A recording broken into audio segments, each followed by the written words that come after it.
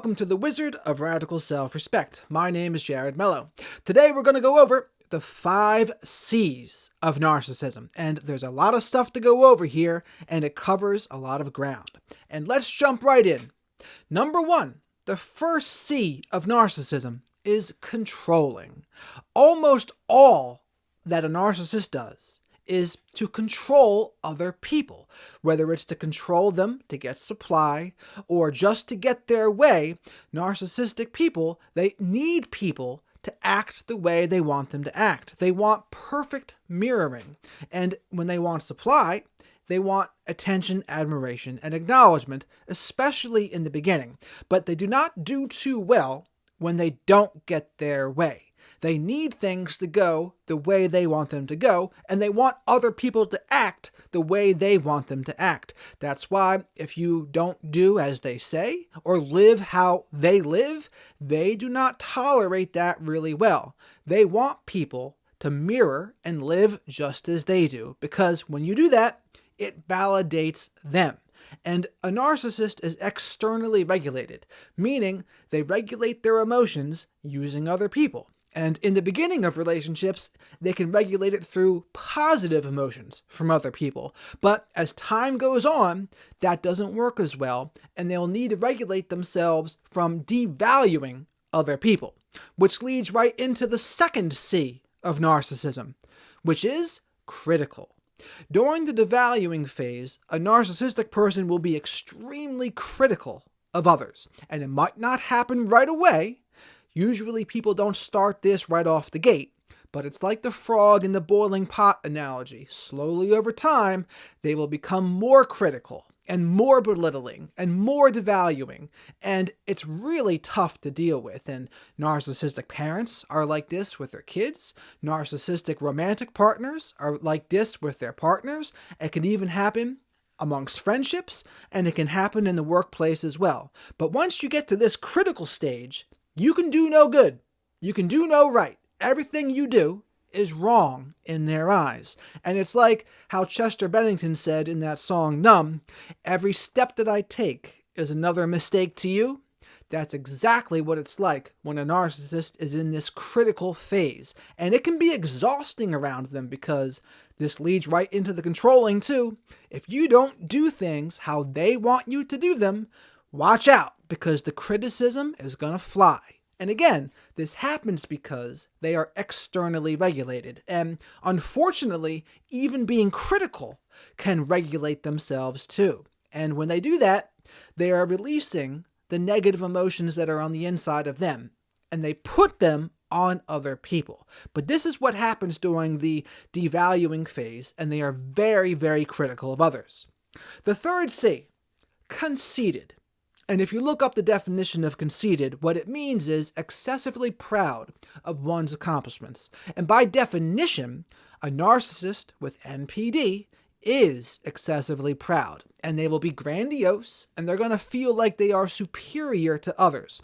If you listen to a narcissist talk about their accomplishments, it is very self-aggrandizing, and they have no problems selling themselves, and they may even lie about their accomplishments too, because when they lie, they think it makes them look even better. But they have no problems giving their elevator speeches, talking themselves up about how great they are, how many people love them, how many friends they are, or whatever status hierarchy is most important to them, whether it's looks, money, power, some sort of sporting event. But keep your eyes open for when they are constantly talking about how great they are and how great their accomplishments are. And you will notice this because you see them do it all the time. They can't help themselves but to talk themselves up about how great they are, how wonderful they are, and their accomplishments, etc. And a lot of times, these accomplishments are not even real. They are fabricated. But it's all because they have a grandiose sense of self, and they are superior to others, and it ties into their entitlement a little bit too. They don't think they need to have done it. They think that they deserve the attention, admiration, and acknowledgement anyway. Never mind the fact they didn't actually do it. Number 4, the fourth C of narcissism is cruel. Now, this is an extension of the critical C of narcissism, but it's cruel because narcissists do not have much empathy, and in some cases, no empathy, and they do a lot of cruel things because of this.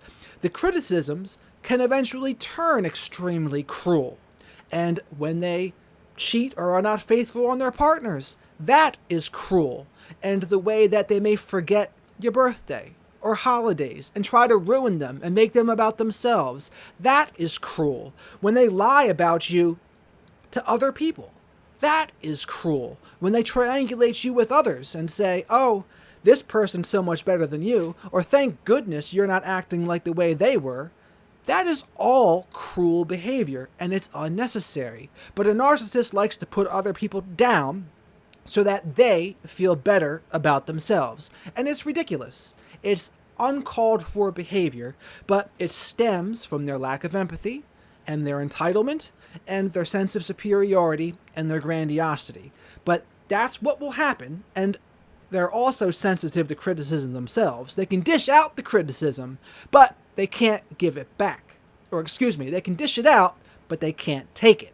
And if you give them criticism, watch out. Because if you match their actions, then you will see how cruel they can be. And that's why I put this under this C, the cruel, because if you give them criticism back, watch how cruel they will be. They will gaslight, flip the script, play the victim, talk about how terrible you are. And the other part of the cruel thing here is, if you have the misfortune to have to co-parent or counter-parent with them, and then they'll begin to weaponize the kids against you, they will use them as pawns, they will act like they really care about the children when, in the relationship with you, they didn't care about them at all. But these are all extremely cruel things. They might make false allegations against you, saying you're a terrible parent, or you have a problem with drinking and drugs, or you mistreated them in some way, and a lot of times, they are just false allegations. All of this is extremely cruel and obnoxious, and their cruelty can know no bounds. And I really feel for people that are stuck in a situation like that now. And of course, their abuse is extremely cruel as well, whether it's physical, mental, emotional, spiritual, sexual. All of that is also cruel. But that's why this is the fourth C of narcissism. And the fifth C, cheating. Now, not all narcissists cheat, but the vast majority of them do, in my experience. But they feel entitled to have other partners. They don't feel like they have to be faithful to you. And it's like I say, relationships with a narcissist are open relationships. The problem is, the other partner usually doesn't know that they're in an open relationship, but a narcissist needs those three A's, attention, admiration, and acknowledgement. It gives them supply, and like I said before, they need people on the outside to regulate their emotions on the inside. And once they've gotten with somebody, and the love bombing phase has worn off, and you are no longer working as the source of supply that you once were, they need a fresh source of supply. They need new attention and admiration and acknowledgement and perfect mirroring from somebody else. And that's around that time is when they'll start being critical and devaluing you. But when that happens, they are usually love bombing somebody else. And they're going to cultivate these new sources of supply, and they will put them through the same cycle. Love bombing, devaluing, discard. And it's not a perfect line either.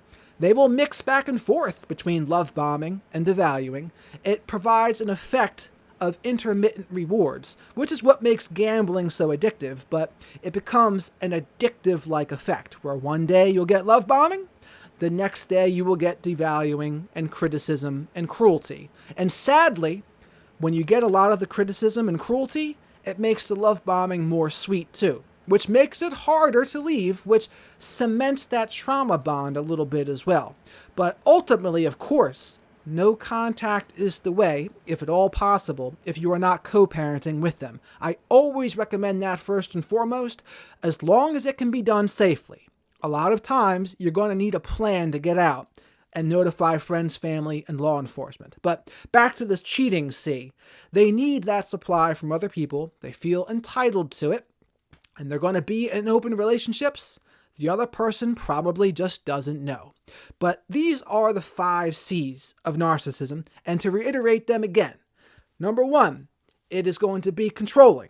2, critical. 3, conceited. 4, cruel. And 5, cheating. Those are the 5 C's of narcissism. If you've gotten this far, please remember to subscribe to the channel, like the video if you liked it, share this video with somebody else that you think might benefit, and please comment below your thoughts, or if I missed any C's. I don't know if I did. I don't think I did.